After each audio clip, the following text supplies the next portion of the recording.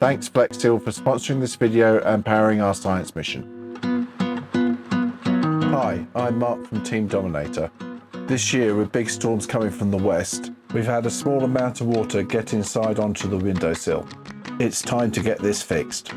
Found the culprit. There's a small gap where the frame is separated a bit. First, I clean the frame with some isopropyl alcohol. Next, I mask off the area with some painter's tape. I'm going to be using FlexShot for this. I particularly like that I don't have to use a caulking gun for this, which makes it easier. Nozzle gets cut off at a 45-degree angle to form a nice bead. I'm pushing down slightly on the nozzle whilst dragging.